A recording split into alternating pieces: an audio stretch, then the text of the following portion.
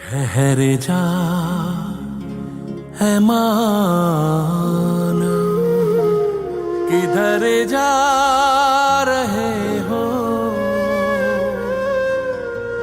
वो मंजिल नहीं तुम जिधर जा रहे हो।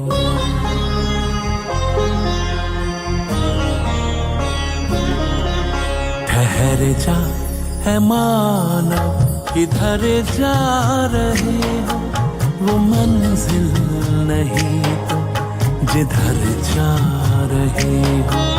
ठहर जा है माना, किधर जा रहे हो, वो मंजिल नहीं तुम जिधर जा रहे हो। ठहर जा ठहर जा ठहर जाए मानो, ठहर जा ठहर जा ठहर जाए मानो।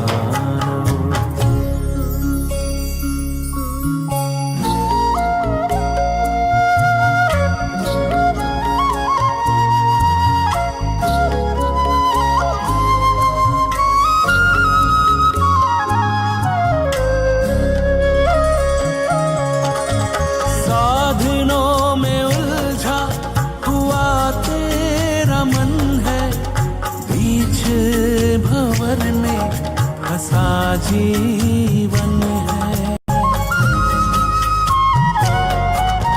साधनों में उलझा हुआ तेरा मन है, बीच भंवर में फंसा जीवन है। सुनहरा ये मृग तुमको दौड़ा रहा है,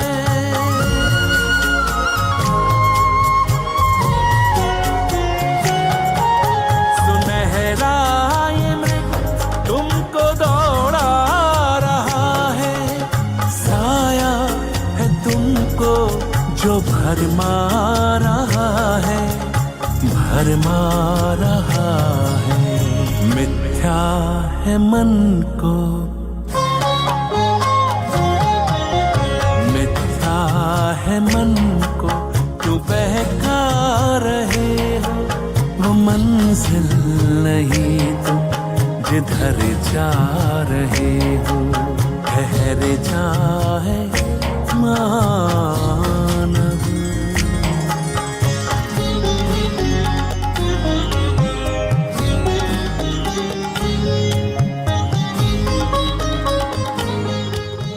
ओम शांती। आज आपण पाहणार आहोत भारताच्या उत्थान आणि पतनाची कहाणी, मनुष्याच्या 84 जन्मांची कहाणी। ही भारताची कहाणी। भारतभूमी एक अविनाशी पवित्र भूमी, देवभूमी।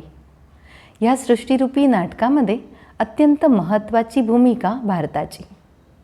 या नाटकाचा शुभारंभ देखील भारतभूमीवरच होतो आणि अंतिम काळी विश्व परिवर्तनाची आध्यात्मिक मशाल देखील या भारतभूमीतूनच निर्माण होते। भाग्यशाली आहोत आपण सर्व, जे अशा पवित्र भारतभूमीवर जन्म घेऊन एक विशेष पार्ट प्ले करत आहोत। आता पाहूया मनुष्य जन्माची काही रहस्य। आजपर्यंत आपण ऐकत आलो आहोत की 84 लाखाचा फेरा, अर्थात 84 लाख योनीमध्ये फिरून आल्यानंतर, म्हणजे कुत्रा, मांजर इत्यादी जन्म घेतल्यानंतर दुर्लभ असा मानव जन्म मिळतो। ऐकलंय ना आपण? पण खरंच असं आहे का?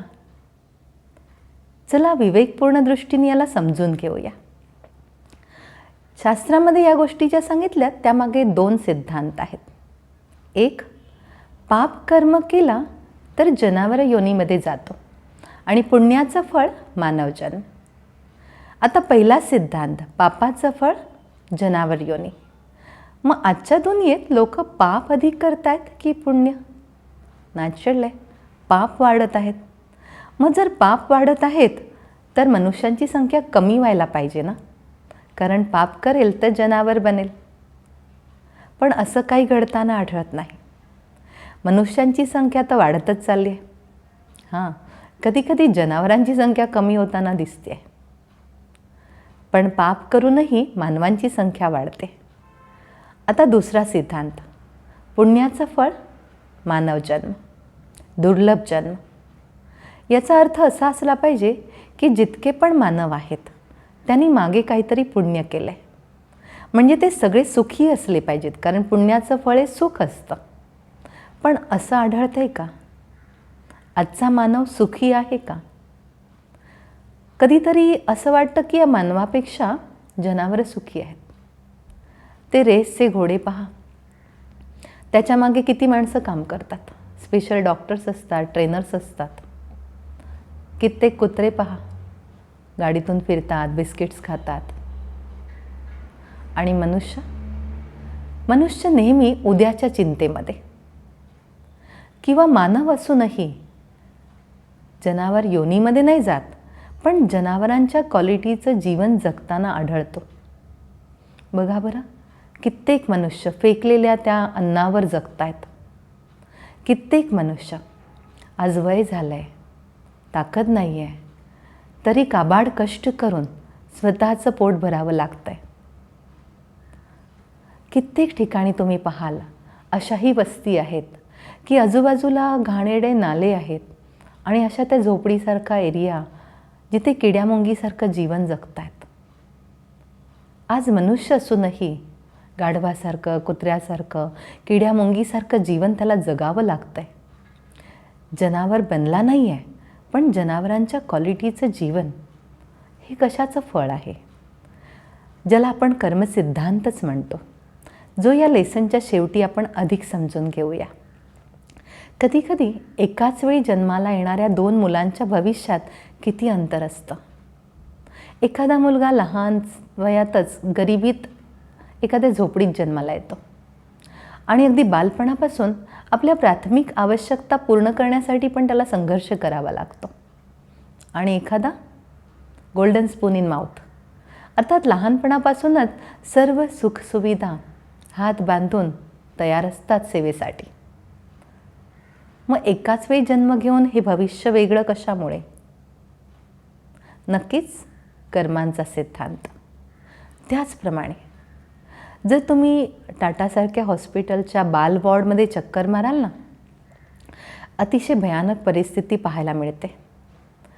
अत्यंत लहान वयामध्ये अशा प्रकारच्या या दुर्धर आजाराशी लढणारी ही मुलं, हीच काय, या व्यतिरिक्त पण आपण कित्येक वेळा पाहतो की अगदी लहानपणापासून अतिशय कष्टदायक अशा आजारांचा सामना करतात. असं शरीर त्यांना मिळतं किंवा एखादं डिफेक्टेड बॉडीज, म्हणजे शरीरामध्ये एखादा ऑर्गन कमी असणं, अशा प्रकारचं शरीर, अशा प्रकारचे आजार. हे पण आता या एवढ्या लहान वयात काय बरं पाप केलं आहे त्याने? नक्कीच नाही ना. परंतु जरूर हे कुठल्या तरी कर्मांचे रिझल्ट आहेत, म्हणजेच मागील कर्मांचे. यावरून सिद्ध होतं की कर्मफळ भोगण्यासाठी जनावर नव्हे, मनुष्य जीवनातच विभिन्न कर्मांची फळं भोगत असतो. आजपर्यंत जेवढे पण स्टडी झालेत पूर्वजन्मावर, कित्येक पुस्तकं लिहिली गेलेत, पण यामध्ये पूर्वजन्मात जनावर असल्याची उदाहरणं मिळत नाहीत. मनुष्य असल्याची उदाहरणं मिळतात, पण मनुष्य जनावर असल्याचं एकही उदाहरण मिळत नाही. म्हणजेच खरं तर ही आनंदाची गोष्ट ना की आपण मानवच बनतो. जसं बीज तसं फळ. जर आपण आंबा लावला आहे तर आंबाच मिळणार ना, केळं आहे तर केळ्याचंच झाड येणार ना. त्याचप्रमाणे मनुष्याची आत्मा आहे तर मनुष्याचा जन्म मिळणार. हां, हे होऊ शकतं नर किंवा नारी, अर्थात स्त्री पुरुष हा जो चोला आहे, हा जो ड्रेस आहे, हा बदलू शकतो, पण मानवच बनणार. आनंदाची गोष्ट आहे नाही.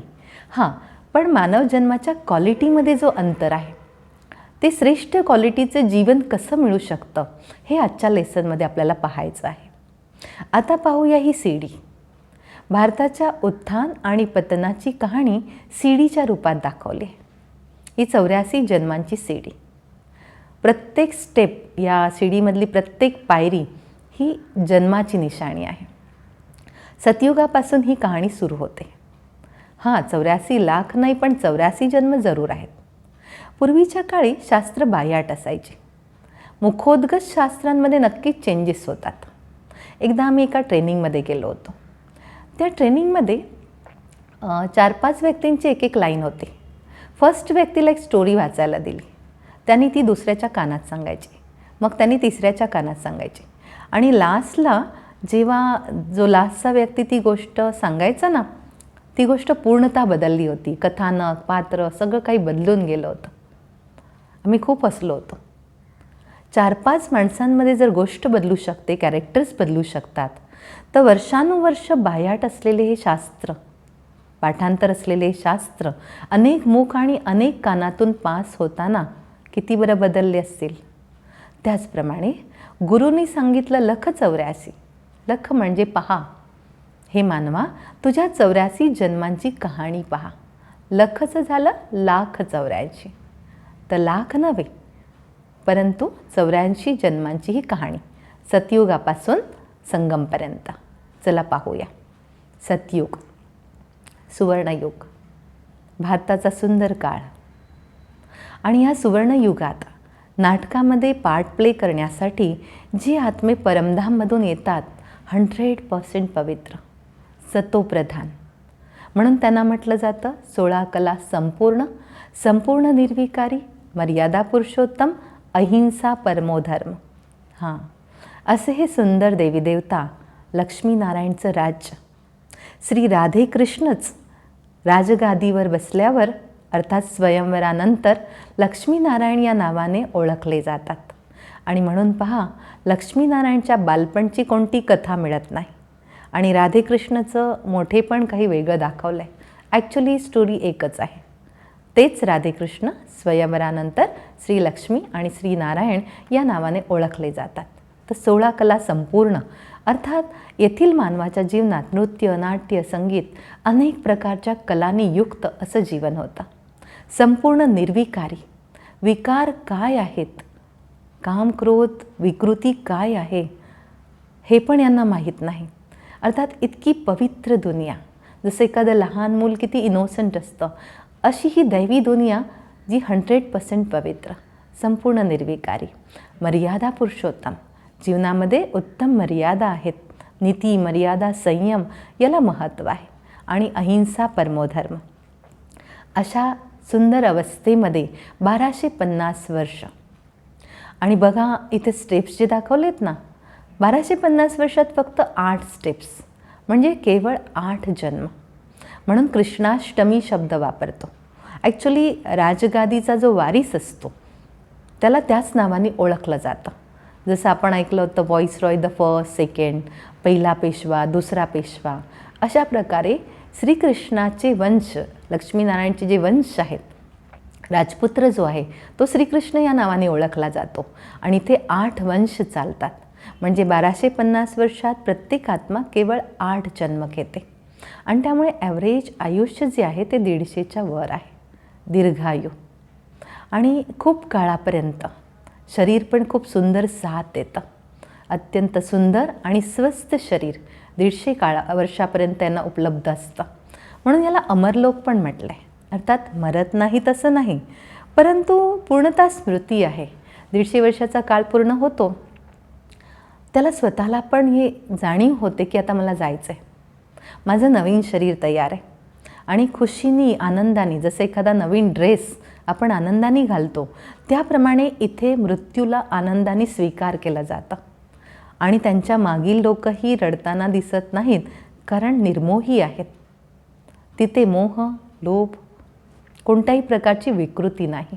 आणि त्यामुळे आत्मा आनंदाने स्वतःच्या शरीराचा त्याग करते आणि एक नवीन शरीरूपी वस्त्र धारण करते.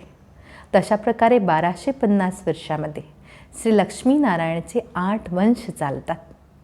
सतोप्रधान घराणं, एक धर्म, एक राज्य, एक भाषा, तेजस्वी चमकती आत्मा, तेजस्वी कंचन काया, संपूर्ण सुख, संबंधांचं सुख, तन मन धन सर्व प्रकारचं सुख. अशा प्रकारे 1250 वर्ष पास झाल्यानंतर येतं त्रेतायुग. आता त्रेतायुगामध्ये पहा, हळूहळू जसं आपण सीडी उतरणार ना, जन्म वाढत जाणार. त्रेतायुगामध्ये प्रत्येक आत्मा 12 जन्म घेते. आयुष्य अजून कमी झालं.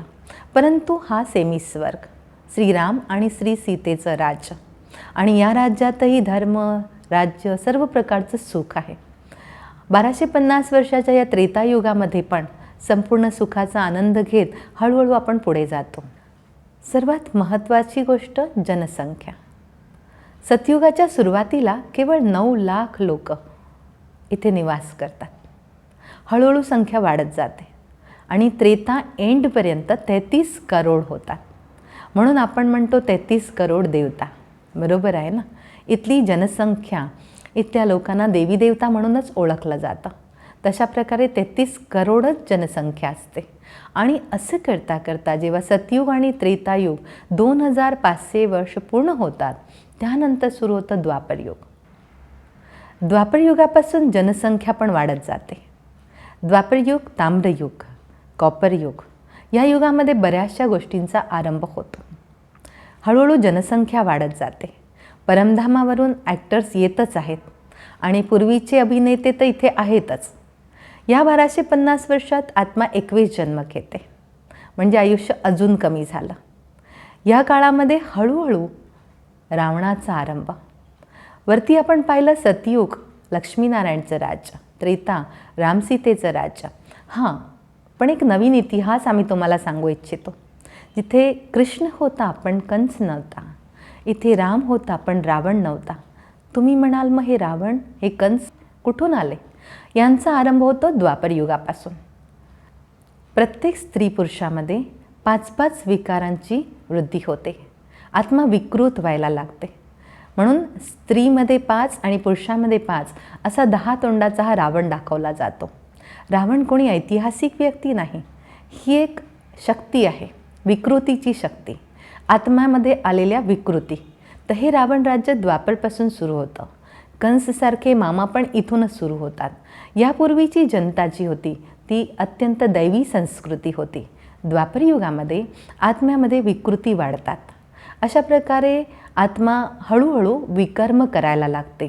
कारण काम, क्रोध, लोभ, मोह, अहंकार या 5 विकारांचा आरंभ होतो आणि या विकारांच्या वशीभूत होऊन मानव विकर्म करायला लागतो. विकर्मांचं फळ आहे, आपण ऐकलं आहे, जसं कर्म तसं फळ. विकर्मांचं फळ, पापकर्माचं फळ दुःखाच्या रूपात मिळायला लागतं. आता दुःख कसं मिळणार? तन, मन, धन, जन, संबंध. अर्थात शरीराने जर पाप केली तर शारीरिक आजार, मनाने त्रास दिला तर मानसिक दुर्बलता, धनाचा दुरुपयोग केला तर धनामध्ये निर्धनता किंवा गरिबी, लोकांना त्रास दिला तर लोकांकडून त्रास मिळणार. अशा प्रकारे तन, मन, धन, जन, संबंध दुःखांचा आरंभ. पण तरीसुद्धा हा आरंभ आहे, कारण विकार जस्ट सुरू झालेत, मोठं रूप नाही आहे. अशा या द्वापरयुगामध्ये भक्ती पण सुरू होते. कारण दुःख आलं की ईश्वर आठवतो, सुखामध्ये तर नक्कीच नाही आठवत. भक्ती काळ, धर्मांचा काळ, अशा प्रकारे हा काळ द्वापरयुगाचा विस्ताराचा काळ सुरू होतो. भारताच्या बाहेर विस्तार व्हायला लागतो, कारण लोकसंख्या वाढायला लागते. असं करता करता 1250 वर्षात तुम्ही ह्या चित्रात पाहतात, भक्ती पण सुरुवातीची जी भक्ती होती ती अव्यभिचारी भक्ती, अर्थात एक निराकार शिवाची भक्ती. हळूहळू भक्ती पण खालच्या दिशेला उतरत येते. लक्ष्मीनारायणची पूजा, राधेकृष्णाची पूजा. आश्चर्याची गोष्ट ही आहे की जे स्वतः पूज्य होते तेच हळूहळू पुजारी बनतात. त्यांना पूर्वीची पूर्ण विस्मृती होते आणि ते आपल्या पूर्वजन्मांना आपले पूर्वज मानायला लागतात आणि त्यांची पूजा करायला लागतात. असं करता करता द्वापरयुग पूर्ण होतं आणि आत्मा रजोप्रधान अवस्थेकडून हळूहळू तमोप्रधान अवस्थेकडे यायला लागते. कलियुगाचा आरंभ. आत्मा तामसिकतेकडे वळते. 5 विकार जे सुरू झाले होते ते हळूहळू चरमसीमेकडे जातात, म्हणजेच विकृती वाढायला लागतात. आणि म्हणून विकृती किंवा विकारांच्या वश विकर्मही वाढायला लागतात. पूर्वी इतकी पापं नव्हती जितकी आता दिसायला लागतात आणि त्यामुळे पापांचं फळ विभिन्न प्रकारचे आजारही वाढायला लागतात. पूर्वी होते का हे सगळे आजार? पूर्वी कुठे डॉक्टरांकडे जायची गरज होती? परंतु आता नित्य नवीन नवीन आजार, नित्य नवीन नवीन समस्या, हे मनुष्याच्या विकर्मांचे रिझल्ट समोर यायला लागतात. जी मर्यादायुक्त संस्कृती होती ती नष्ट झालेली आहे आणि अमर्याद जीवन सुरू होतं. आणि त्याचाच रिझल्ट आपण बघतो. 16 कलावरून त्रेतामध्ये 14 कला आणि असं करत करत कलाहीन जीवन मानव जगू लागतो. अमर्याद कलाहीन जीवनाचे खूप खराब रिझल्ट समोर येऊ लागतात. इथे आपण चित्रात बघतोय की रस्त्यावर आपल्याला दुर्योधन द्रौपदी दिसू लागतात. खरंच विचार करा, कोणते आईवडील आपल्या मुलांची नावं दुर्योधन दुःशासन ठेवतील? 100 कौरवांची नावं अशीच आहेत ना. ॲक्च्युली दुर्योधन धनाचा दुरुपयोग करणारा, दुःशासन अर्थात वाईट शासन, हे पण एक वाईट प्रवृत्ती दाखवण्यासाठी दिलेली नावं आहेत, प्रतिकात्मक आहेत. आणि कलियुगामध्ये ही सगळी दृश्य दिवसा पण आपल्याला दिसायला लागतात. अशा या भयानक महाभारत काळामधून सध्या आपण पास होत आहोत. तर कलियुगामध्ये आत्मा 42 जन्म घेते. या 42 जन्मामध्ये नॅचरल आहे आयुष्य अतिशय कमी होऊन जातं. आजकाल तर 50-60 वर्ष जगलो तरी म्हणावं लागतं खूप जगलो, बरोबर ना. आणि हां, अकाली मृत्यूचे दृश्य पण दिसतात. अर्थात कित्येक वेळेला आईवडील जिवंत आहेत आणि मुलं मृत्युमुखी पडतात, कारण तेवढ्याच काळात त्याला 42 जन्म पूर्ण करायचे असतात. अशा प्रकारे हा घोर कलियुगाचा काळ येतो. चारी बाजूला दुःख, अशांती, भ्रष्टाचार. भक्ती पण पहा, कलियुगाच्या सुरुवातीपासून हनुमान, गणेश, हळूहळू 5 तत्वांची पूजा, अग्नी, पाणी, वृक्ष असं करत करत मानव भक्तीमध्ये पण हळूहळू खूप खालच्या स्तराला येतो.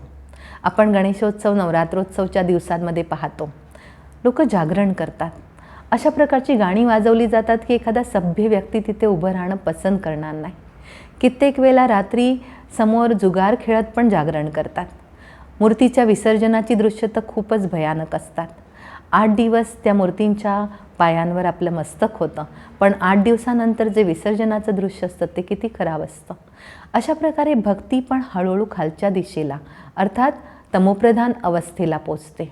आणि अशा प्रकारचे कलियुगाच्या अंतिम चरण या खालच्या स्टेप्समध्ये दाखवले की अनेक प्रयत्न केले जातात शांती स्थापनेचे, पण कोणीही सक्सेसफुल होऊ शकत नाही. आपण ऐकले की वर्ल्ड वॉर जेव्हा होऊ लागले तेव्हा UNOची स्थापना झाली की आपापसात युद्ध न करता शांतीच्या मार्गाने प्रश्न सॉल्व केले पाहिजेत. परंतु पुढे आपण बघत आहोत की ते देश पण या कार्यामध्ये असफल होतात. आणि या चित्रामध्ये तुम्ही पाहत आहात काट्यांच्या शय्येवर झोपलेला जराजर हा आजचा भारत दाखवला आहे. हातामध्ये भिक्षापात्र दाखवलं आहे. तो भारत जो एकेकाळी सर्व विदेशींना आकर्षित करत होता. सुवर्णयुगातला हा तेजस्वी भारत आज कलाहीन होऊन आपल्यालाही कर्ज घ्यावं लागतं आहे. ही काट्यांची शय्या म्हणजे काय आहे? आज आपल्यासमोर अनेक समस्या आहेत. आतंकवाद आहे, काश्मीर पंजाब प्रश्न आहे, व्यसनाधीनता आहे, गरिबी आहे. अनेक प्रश्नांना हेच काटे आज या भारतभूमीमध्ये त्रास देत आहेत. त्याचप्रमाणे भारताची जी कलाकाया होती, जे चरित्र होतं, जे तेज होतं ते संपूर्णतः समाप्त होतं. अशा दयनीय अवस्थेला आलेला हा भारत आणि म्हणून याच्या उत्थानाची आवश्यकता निर्माण होते. तशा प्रकारे आपण लास्ट चरमसीमेपर्यंत येऊन पोचतो. आता थोडंसं जन्म काउंट करूया. सतयुग 8, त्रेतायुग 12, 20, द्वापरयुगामध्ये 21 आणि कलियुगामध्ये 42. किती बरं झाले? 83. परंतु आपण म्हटले 84 जन्मांची कहाणी. हा 84वा जन्म कोणता? तर या चित्रामध्ये जो बाजूला दाखवला आहे तो संगम युगाचा जन्म. हा 84वा जन्म अमूल्य, दुर्लभ, किमती. आपण 5000 वर्षाची सीडी उतरून खाली आलो आहे. आता पुन्हा जायचं आहे आणि या पुनरुत्थानासाठी, अधर्माचा विनाश आणि सत्यधर्माच्या स्थापनेसाठी परमात्मा शिव या सृष्टीवर अवतरित होतात.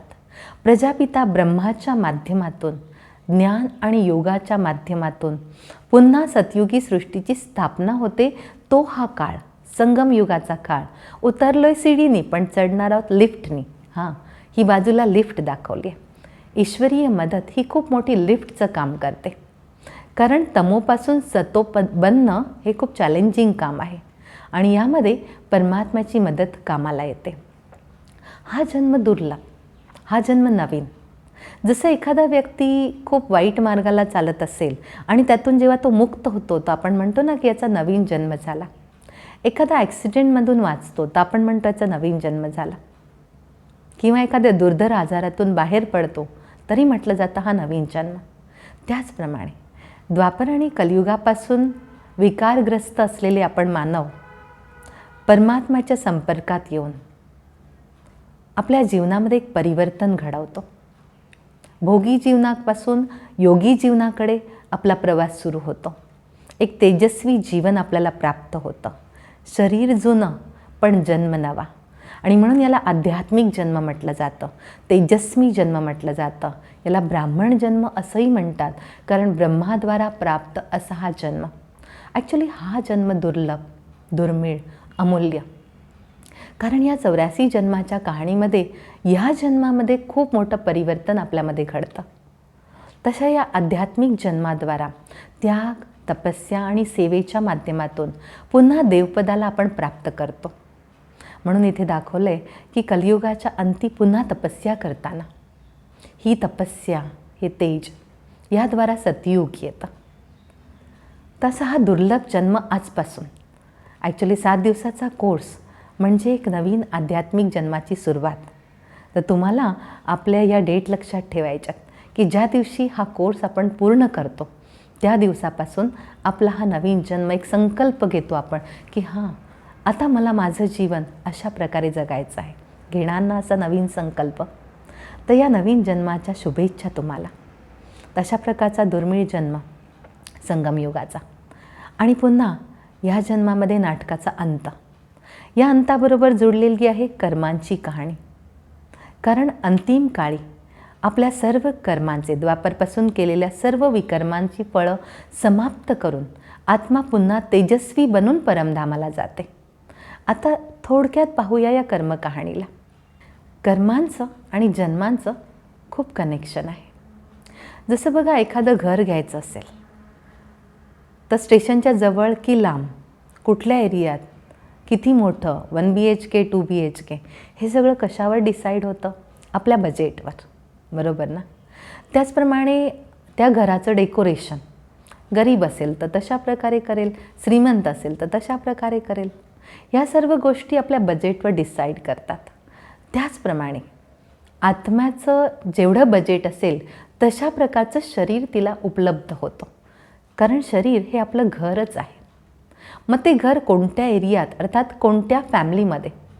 जर सत्कर्मांचं बळ सोबत असेल तर एखाद्या सुंदर सुसंस्कारित परिवारात आपला जन्म होतो. 4थ्या-5व्या मासामध्ये गर्भामध्ये आत्मा प्रवेश करते आणि तिच्याकडे असलेल्या पुण्यकर्मांच्या प्रॉपर्टीच्या आधारावर ती त्या शरीराला डेव्हलप करते. आणि म्हणून कर्मांचं खूप खूप खूप महत्त्व आहे. आपण खूप लक्ष दिलं पाहिजे. सतयुग आणि त्रेतायुगातल्या कर्मांना अकर्म म्हटलं जातं, कारण हे प्रालब्ध आहे. त्यापूर्वी केलेल्या कर्मांचं हे प्रालब्ध आहे. द्वापरयुगापासून आपले पास्ट कर्मांची खाती, अर्थात आपण जमा केलेलं बँक अकाउंट समाप्त होतं आणि नॅचरली रावणाचं कर्ज सुरू होतं. द्वापरयुगापासून विकारांच्या वशीभूत होऊन मानव कर्म करू लागतो आणि यालाच पापकर्म म्हटलं जातं. तर ही खाती वाढत जातात. 63 जन्म ही पापकर्मांची खाती आपली वाढतात आणि ह्या कर्मांची फळं आपण भोगत राहतो. अंतिम काळात ही कर्मफळं सगळी समोर येतात. जसं एखादा व्यक्ती कुठे शिफ्ट होऊन जात असेल तर त्याचे सगळे कर्जदार उभे राहतात. त्याचप्रमाणे आपण जी पण कर्म केली आहेत ती आपल्यासमोर यायला लागतात आणि म्हणून ही खाती इथे संपवावी लागतात, कारण आता रिटर्न जर्नी आहे. कर्मांची खाती संपवण्याचे 2च उपाय आहेत. एक योगअग्नी आणि एक परिस्थितीरूपी अग्नी.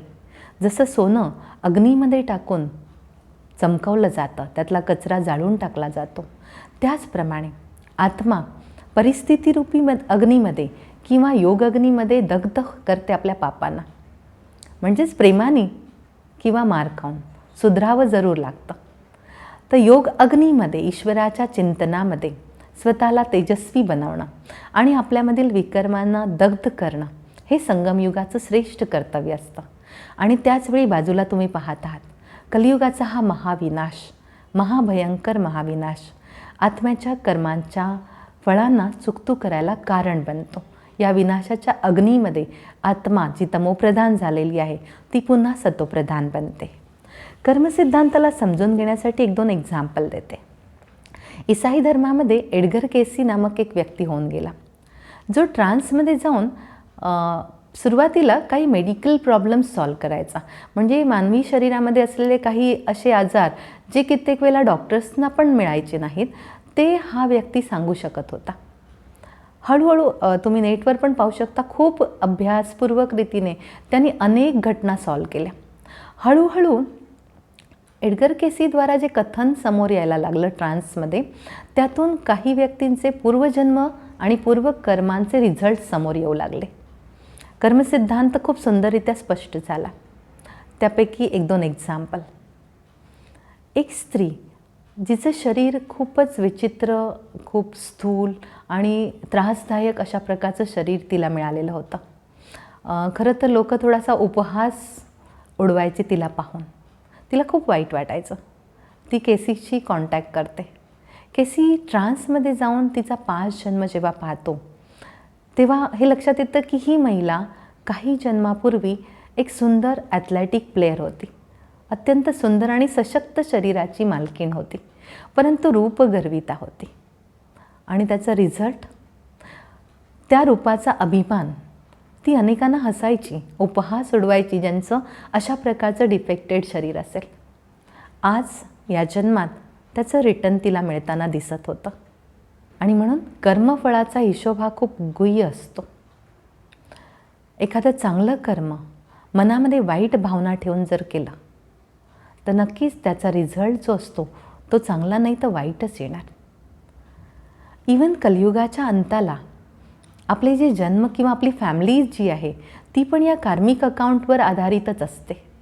कित्येक वेळेला असं पाहिलं गेलं आहे की काही कर्जदारही मुलाच्या रूपामध्ये जन्म घेताना दिसतात. खूप चांगले दोस्त आई मुलाच्या रूपात किंवा पिता पुत्राच्या रूपात जन्माला येताना दिसतात.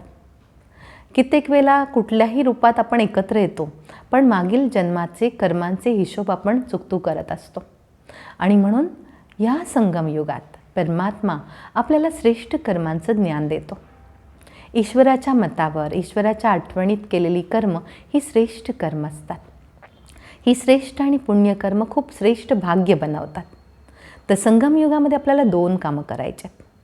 मागील द्वापर कलियुगातल्या 63 जन्माची खाती समाप्त करायची आणि सतयुग त्रेतायुगाची श्रेष्ठ खाती जमा करायची.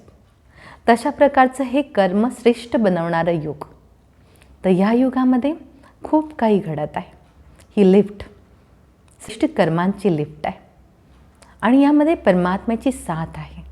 आणि म्हणून ही 84 जन्मांची कहाणी लक्षात घेऊन आपल्याला स्वतःवर लक्ष ठेवायचं आहे की माझ्याकडून कोणतंही असं कर्म झालं नाही पाहिजे ज्याच्याने लोकांना त्रास होईल. जेवढं होईल तेवढं श्रेष्ठ कर्म आणि सुंदर कर्म करण्याची प्रेरणा हा आजचा लेसन देतो. जसे कर्म तसा जन्म. आणि म्हणून सतयुग त्रेतामध्ये मिळालेलं हे संपूर्ण सुख, तेजस्वी काया, संपूर्ण धन, सर्व संबंध, हे सर्व ज्या प्राप्ती आहेत या संगमयुगामध्ये केलेल्या श्रेष्ठ कर्मांचा रिझल्ट आहे. चला तर आजपासून हा दृढ संकल्प करूया की या शेवटच्या 84व्या भाग्यशाली जन्मामध्ये ईश्वराच्या सान्निध्यात राहून, त्याच्या आठवणीत राहून तनानी, मनानी, धनानी श्रेष्ठ कर्म करूया आणि श्रेष्ठ पदाला प्राप्त करूया. उद्याच्या लेसनमध्ये आपण पाहणार आहोत योगी जीवनाचे आधार, नियम आणि पुढे काय, अर्थात पुढील शिक्षण ज्याला मुरली म्हटलं जातं ती काय आहे हे आपण उद्या पाहणार आहोत. अच्छा, ओम शांती.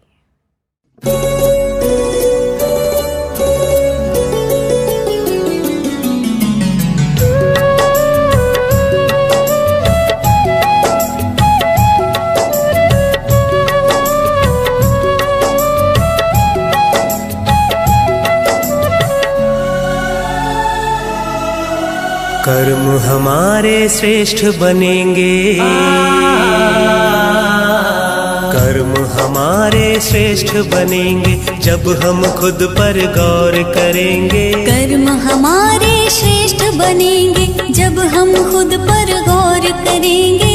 जैसा कर्म हम करेंगे हमें देख कर और करेंगे। जैसा कर्म हम करेंगे हमें देख कर और करेंगे। कर्म हमारे श्रेष्ठ बनेंगे।